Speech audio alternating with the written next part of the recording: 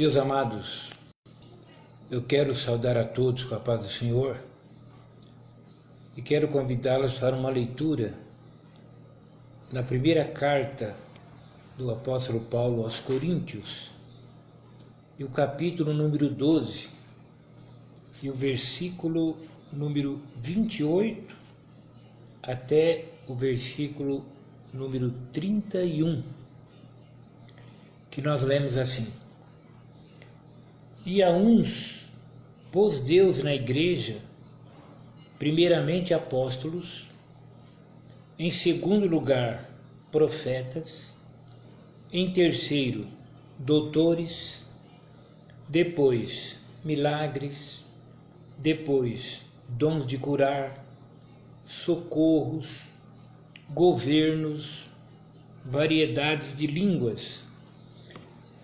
Porventura, são todos apóstolos? São todos profetas? São todos doutores? São todos operadores de milagres? Têm todos o dom de curar? Falam todos diversas línguas? Interpretam todos? Portanto, procurai com zelo os melhores dons, e eu vos mostrarei um caminho ainda mais excelente. Meus amados, nós estamos estudando os dons espirituais, a unidade dos dons espirituais. Estamos seguindo o raciocínio do apóstolo Paulo nessa carta que ele escreveu à igreja que estava em Corinto. E os irmãos se lembram que no sábado nós explicamos como Paulo usou um corpo humano com seus membros que juntos formam o corpo humano, como ele ilustrou isso em relação à igreja de Jesus, que tendo muitos membros, não é? Ela também forma um só corpo. E a ideia central do apóstolo é exatamente mostrar que os dons espirituais, eles devem operar no corpo, exatamente como os membros operam no corpo humano. Quer dizer, mesmo sendo dons diversos, eles operam juntamente para o benefício do corpo, ou para aquilo que for útil, que no caso é benefício da igreja de Jesus. E na continuidade, a partir aqui do verso 28, o apóstolo vai continuar e vai dizendo: E a uns pôs Deus na igreja, primeiramente apóstolos, em segundo lugar profetas, em terceiro doutores, depois milagres, depois dons de curar, socorros, governos, variedades de línguas. O apóstolo então ele vai mostrando que os dons espirituais, muito embora aqui também ele cita dons ministeriais, como é o caso dos apóstolos, profetas e doutores, de qualquer maneira, a origem sempre é do Espírito Santo, mas ele está dizendo aqui que Deus colocou esses dons na igreja, e claro, ele colocou esses dons concedendo à igreja homens, não é? E mulheres com capacidades espirituais, sobrenaturais, para realizarem a obra do Senhor. É claro que quando envolve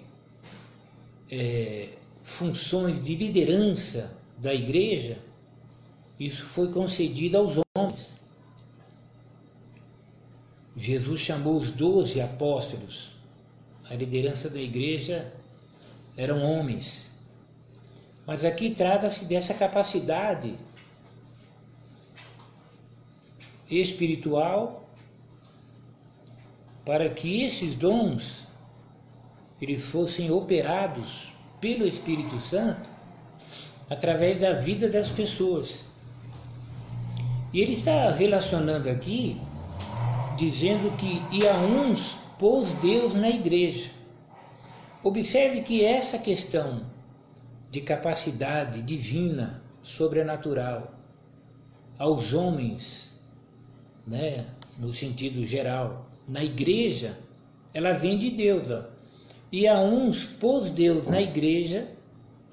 Então, assim como ao criar o corpo do homem, Deus colocou membros, cada um com a sua função, para que o corpo funcionasse corretamente, através da operação conjunta de todos os membros, mesmo sendo diferentes, diversos, assim também Deus fez em relação à igreja de Jesus. Então Paulo está dizendo, e a uns pôs Deus na igreja, primeiramente apóstolos.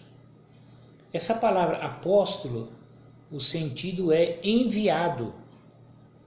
Apóstolo significa enviado.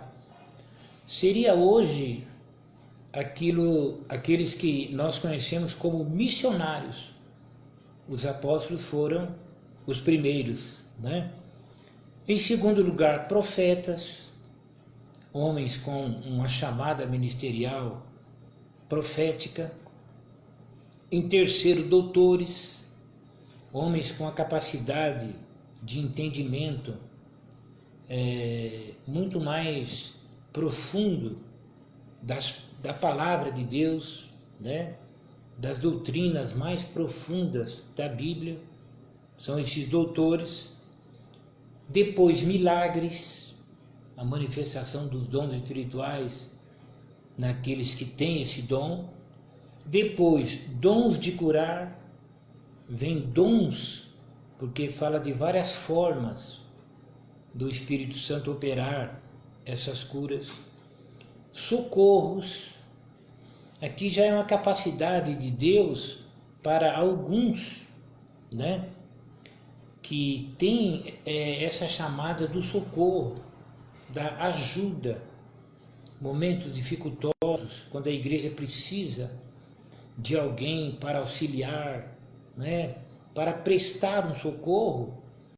Há pessoas que têm essa chamada. Tem pessoas que ele corre aqui, ele corre ali. Isso é uma chamada de Deus especial para o corpo de Cristo, que é a sua igreja. Governos, né? Posição de liderança, de governar, orientar, também é uma capacidade que Deus dá, né? Variedades de línguas. Observe que não há intenção de Paulo aqui explicar dom por dom.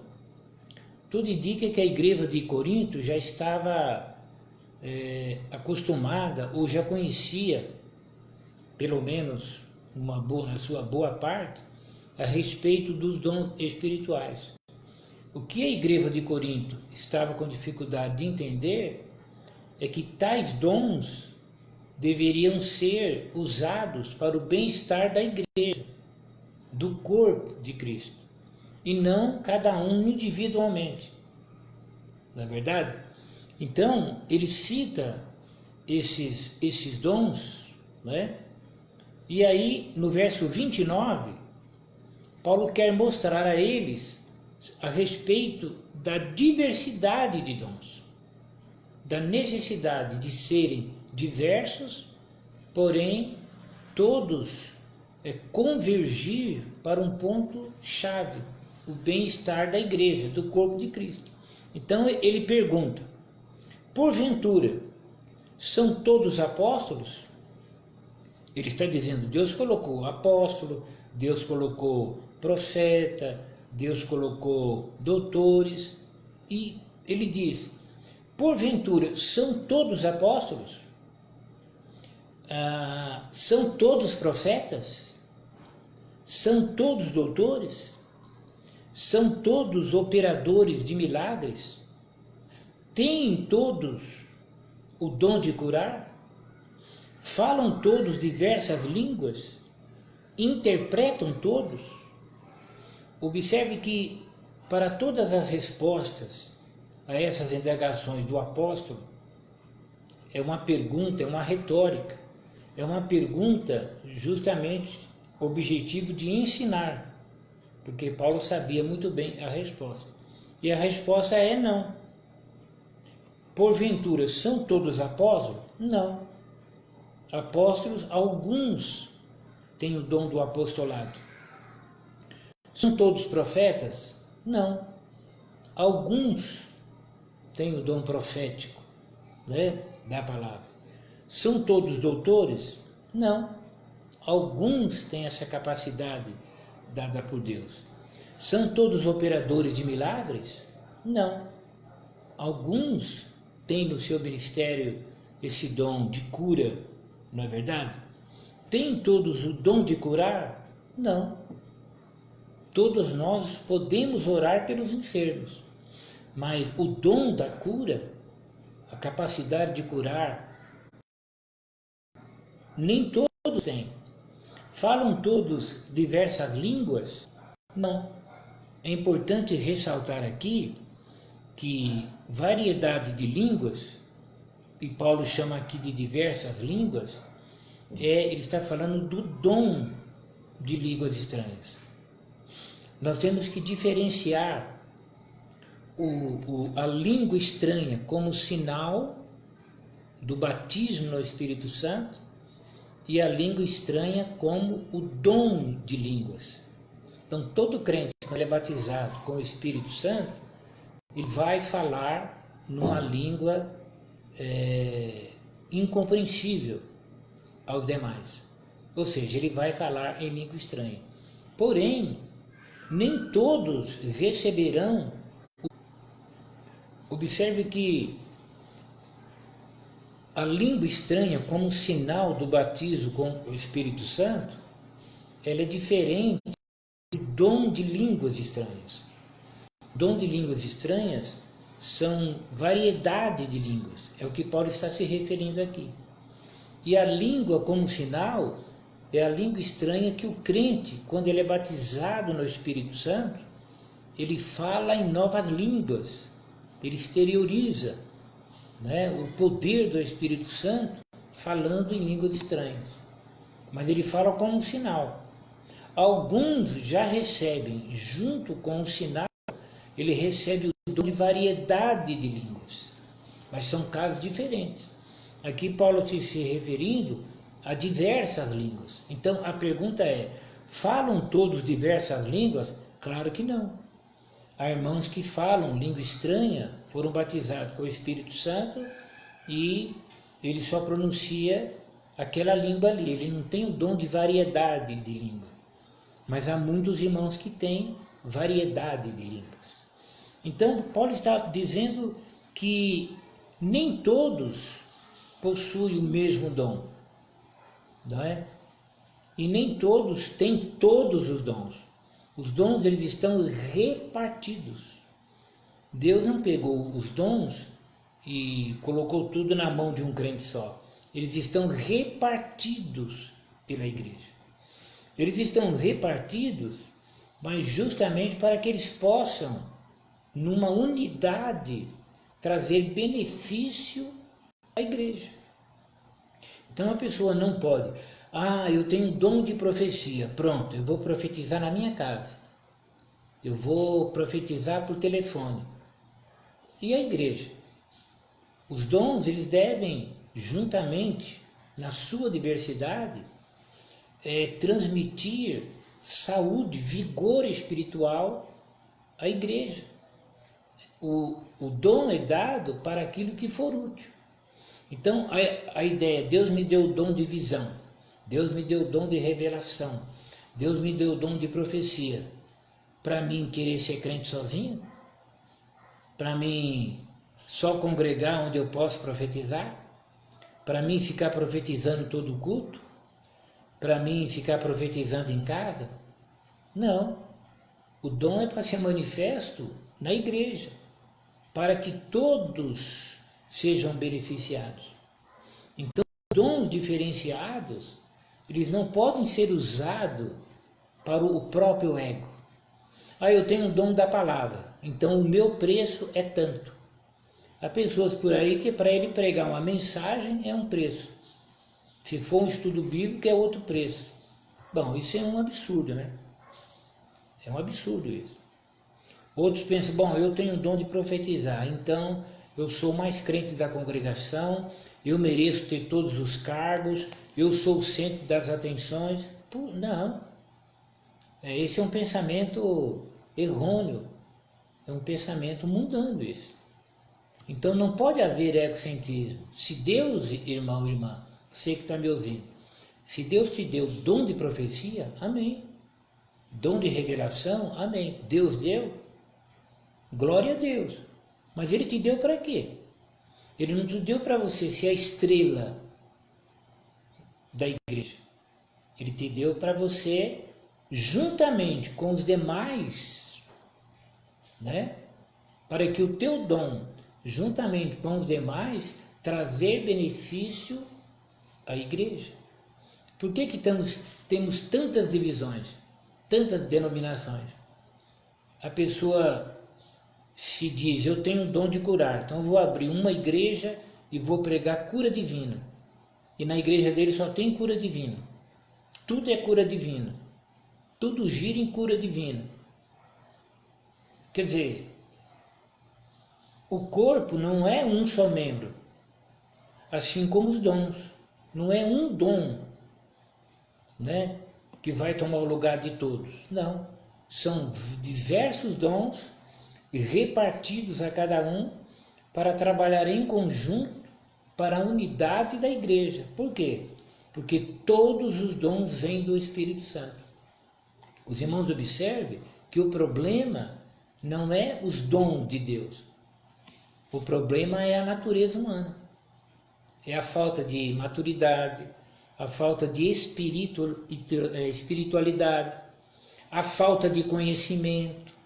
Aí vem, né? Esse é o problema. Não há problema com os dons. Alguns, eles preferem atacar os dons, evitar os dons, deixar os dons lá com a igreja primitiva e nessa modernidade trabalhar só com a psicologia, trabalhar só com a filosofia, né? E etc, e etc. Quer dizer, nós não podemos pegar dons do Espírito Santo tão ricos, tão necessários, e trocá-los pela psicologia. Me desculpe os psicólogos, né? Então, quer dizer, você pensar que a capacidade humana, o conhecimento, pode substituir os dons espirituais ou os dons ministeriais, é uma tolice. Quem gosta de pensamento desse é o diabo. Porque se na igreja não há manifestação dos dons espirituais, o diabo tem espaço, porque a igreja é fraca, é a igreja vazia, é a igreja sem dons espirituais, são igrejas sem a manifestação do poder de Deus. Então é preciso que haja a manifestação dos dons espirituais. Então Paulo diz no verso 31, portanto, procurai com zelo os melhores dons. Né? É como se Paulo dissesse assim, vocês querem dons espirituais? Tudo bem, procure com cuidado. E eu vos mostrarei um caminho ainda mais excelente. Os irmãos observem que aqui Paulo diz a eles que ele iria mostrar um caminho ainda mais excelente. Esse caminho ainda mais excelente, quer dizer, os dons é um caminho excelente. Mas Paulo, ele ia mostrar um caminho ainda mais excelente. E o caminho ainda mais excelente nada mais é do que o amor como base, como fundamento no uso dos dons espirituais. Na realidade, o amor, ele deve ser a base de tudo. Mas o assunto de Paulo aqui é em relação aos dons espirituais. Então, para que os dons espirituais ele realmente funcione e traga benefício à igreja de Jesus, o amor tem que ser o fundamento daquele que tem o dom espiritual. Então é por isso que Paulo ele vai entrar no capítulo 13 e ele vai falar do amor. Por quê? Porque a igreja de Corinto, ela tinha esse problema. Havia muito egoísmo. Na igreja de Corinto havia muitos filósofos, muito autoconfiantes, e eles consideravam mesmo o máximo, né? Aí Paulo tem que orientá-los e falar, não, vocês têm que entender que a igreja ela é um corpo. E como vocês aí estão pensando em dons espirituais, os dons espirituais devem seguir o princípio do corpo. Então, como o corpo tem muitos membros, a igreja de Cristo também tem muitos membros. E os dons espirituais devem operar na vida de cada membro justamente para o bem-estar da igreja. Diversos dons, porém, eles devem operar conjuntamente para o bem do corpo. E Paulo diz, né, que muito embora haja o apóstolo, o doutor e o profeta, todos esses dons, eles não se resumem neles, eles são diversos dons. Todos têm o dom de curar, todos falam diversas línguas, a resposta é não. Aí Paulo diz, então, é como se Paulo dissesse, então, diante dessa realidade de vários dons, porém trabalhando em conjunto para o bem do corpo, eu tenho para falar para vocês algo mais excelente, que é justamente o amor. E aí que Paulo começa dizendo, ainda que eu falasse as línguas dos homens e dos anjos, e não tivesse amor, seria como o metal que soa, ou como o sino que tine. E ainda que tivesse o dom de profecia, e conhecesse todos os mistérios e toda a ciência, e ainda que tivesse toda a fé, de tal maneira que transportasse os montes, e não tivesse amor, nada seria. E ainda que distribuísse toda a minha fortuna para o sustento dos pobres, e ainda que entregasse o meu corpo para ser queimado, e não tivesse amor, nada disso me aproveitaria. Viram? Então Paulo mostra aqui que, ainda que ele falasse a língua dos homens e dos anjos, ainda que ele tivesse dom de profecia, conhecesse os mistérios, tivesse uma fé de tal maneira que transportasse os montes, mas sem o amor não seria nada. Então Paulo ele cria uma situação, né, bem didática para mostrar que o amor ele dá razão de ser as manifestações espirituais. Então é preciso amar a igreja, amar o irmão. Então você que tem dom de profecia, enfim, dom de visão, você tem que compreender que Deus quer te usar de tal maneira para abençoar o teu irmão. Teu irmão vem para a igreja angustiado, triste, de repente Deus te usa, né, em profecia, te mostra alguma coisa, te usa no dom da palavra. Qual é o objetivo? É o bem-estar da igreja, do irmão. Deus nunca vai usar você para confusão, porque Deus não é Deus de confusão. Quando alguma manifestação espiritual ela gera confusão, ou é humana ou é maligna, ela não pode ser algo divino, algo de Deus, porque Deus não é Deus de confusão. Então, o amor é que dá esse equilíbrio, o amor à igreja, à unidade. Quando há egoísmo, Eu tenho dom, eu quero ser o centro das atenções. Eu quero ser reconhecido. Eu quero que todo mundo veja que eu sou eu, né? Mas não é assim. Nós devemos nos deixar usar por Deus para o bem-estar do outro, né? A Bíblia diz, não atente para cada um para o que é propriamente seu, mas também para o que é do outro, mas no sentido de não ser egocêntrico e pensar no outro. E o amor é que faz isso, não é? Deus amou o mundo de tal maneira que deu o seu filho. Você não daria o teu filho para morrer por um pecador. E Deus deu o seu filho para morrer por nós, antes que nós o amássemos. O que é isso? Isso é o amor. Então, o amor, ele tira o ego de cena e Deus pode aparecer. João Batista disse, é necessário que ele cresça e eu diminua. Então, a natureza humana, o ego tem que diminuir. Só assim Deus pode aparecer. E Deus aparecendo, as pessoas elas são beneficiadas. Mas aí entra o amor. Porque o amor, ele tem a sua essência, ela é tão profunda, tão maravilhosa, que só faz o bem. Só faz bem. Observe, o amor é sofredor. Quer dizer, suporta, né? O amor é benigno. Viram? Por exemplo, jamais o Espírito Santo vai usar alguém através de um dom espiritual para levar maldade. Porque o Espírito Santo, que derramou o amor de Deus está derramado em nossos corações pelo Espírito Santo que nos foi dado. Então, o dom vai ser benigno. Mesmo havendo uma exortação, ela será benigna, porque será com amor, não é? Então, o amor é sofredor, o amor é benigno, o amor não é invejoso, não é? O amor não trata com leviandade, o amor não se ensoberbece, altivo, soberbo, não se porta com indecência, não busca os seus interesses, não se irrita, não suspeita mal.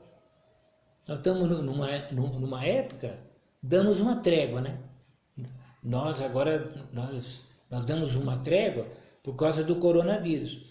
Mas tem muita gente que, quando ele é convidado para pregar, ele quer saber quantas pessoas estarão lá para ouvi-lo. Normalmente ele tem apostila para vender, ele tem CD, né, para vender, ele tem livro para vender, ele tem tanta coisa para vender. Então ele quer saber quantas pessoas, dependendo do número, ele não vai. Ou manda um secretário, ou manda um representante. O que é isso? Isso é falta de amor. Não é à toa que essa pandemia colocou todos dentro de casa, até nós que somos crentes. É lamentável, mas é verdade. O amor não busca os seus interesses, né? Eu vou pregar lá, mas tem o quê? Tem 20 crentes? 20 crentes não, é muito pouco. Tem que ter no mínimo 100, 200, 300. Eu quero colocar na rede social que eu preguei para 3.000 pessoas.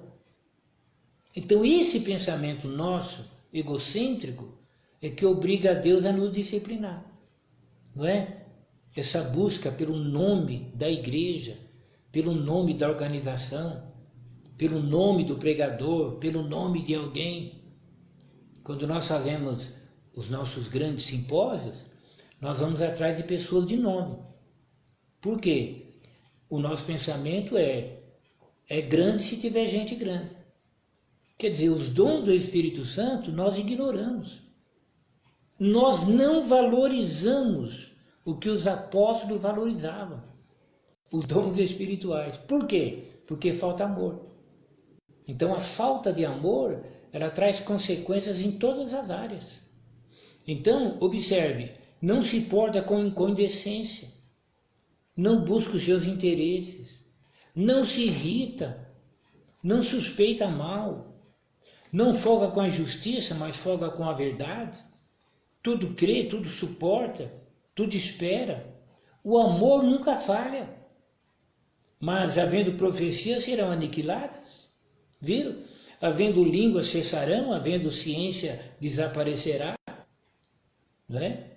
Mas desaparecerá quando? Quando Jesus voltar. Lá no céu você não vai precisar de dom espiritual. Você está na presença de Deus. Você está entendendo? Então ele diz, por que vai desaparecer tudo o que agora é importante? Porque em parte conhecemos e em parte profetizamos. Mas quando vier o que é perfeito, então o que o é em parte será aniquilado. Quando eu era menino, falava como menino, sentia como menino, discorria como menino, mas logo que cheguei a ser homem, acabei com as coisas de menino. Porque agora vemos por espelho, em enigma, mas então veremos face a face. Agora conheço em parte, mas então conhecerei como também sou conhecido.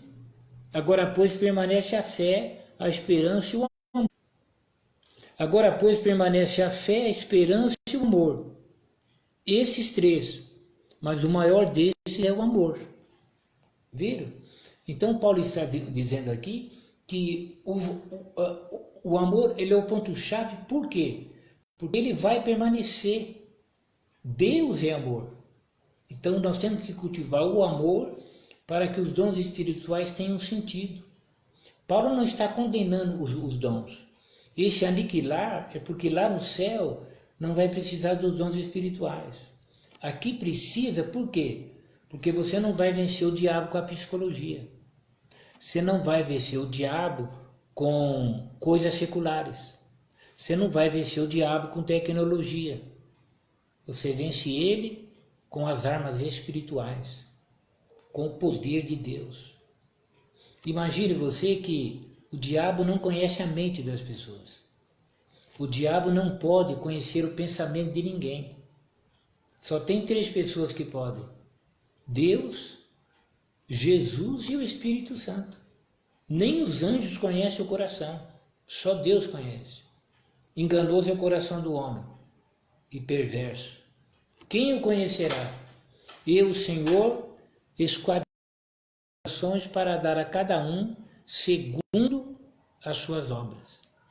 Então, os dons espirituais, essa operação poderosa, é para esta vida. Mas virá o tempo que eles serão desnecessários. Por quê? Porque os dons eles serão desnecessários quando? Quando Jesus voltar. Porque Jesus é que é perfeito. E nós estaremos na presença do Senhor. Até lá, nós precisamos dos dons espirituais, mas com o amor como a base, o fundamento para que eles funcionem corretamente. Ignorar os dons espirituais é falta de amor, amor à palavra, amor à verdade, porque o Espírito Santo é chamado o Espírito da verdade, que o mundo não vê, o mundo não o conhece. Nós o conhecemos e ele mora em nós. Então, nenhuma pessoa que é sujeita ao Espírito Santo vai pegar os dons espirituais e vai deixá-lo lá na igreja primitiva, como se hoje nós fôssemos capazes, pela nossa própria inteligência e conhecimento, de fazer a obra do Senhor eficazmente. Podemos até fazer, mas não vamos fazer do jeito que Deus quer que seja feito. Então nós precisamos da presença de Deus. E Deus se manifesta pela presença dos dons espirituais, a ação espiritual, os dons espirituais, a manifestação na igreja, tendo como fundo o amor, né? O amor à palavra, o amor ao irmão. Aí o povo vai dizer, Deus está ali. Ele pode não dizer com essas palavras, mas quando ele entrar numa congregação, tem muita diferença de grito, barulho, movimento e a ação do Espírito Santo. Para você ter uma ideia do que é alguém cheio do Espírito Santo, alguém disse de Davi, você é um anjo entre nós. Alguém disse de Abraão, você é um anjo no meio de nós. Não é? Uma pessoa cheia do Espírito Santo. Sabe o que disseram de Eliseu? A mulher disse, esse santo homem, né? Esse santo homem de Deus que passa pela nossa porta, esse homem aí, ele é um santo homem de Deus. É a presença do Espírito Santo. Então, a diferença é essa. Agora, se nós quisermos ser um grupo igual a todos os outros, aí é questão de escolha. Se quisermos ser iguais aos outros, basta negligenciar os dons espirituais. Ou então, sem amor, pensar que podemos exercer os dons espirituais. Não pode. Bem, meus amados, nós estamos encerrando agora, pelo meu tempo, né? Mas na quinta-feira nós vamos dar continuidade a partir do capítulo 14. Por quê? Porque nós falamos aqui a respeito do amor como fundamento. Nosso alvo não foi falar do amor especificamente, foi do amor como suporte aos dons espirituais. E a partir do capítulo 14, aí sim, Paulo vai falar um pouco mais a respeito da função do dom espiritual, ele vai dar orientações para o uso dos dons espirituais, e até lá que Deus nos ajude, né? E que você esteja aí, né? Para ouvir e aprender, né? Um pouco mais da palavra do Senhor. Amém? Então tenha uma noite na presença do Senhor. Obrigado pela tua paciência. Perdoe essas quedas da internet, mas eu já percebi que faz parte. E até amanhã, se Deus quiser. Deus te abençoe.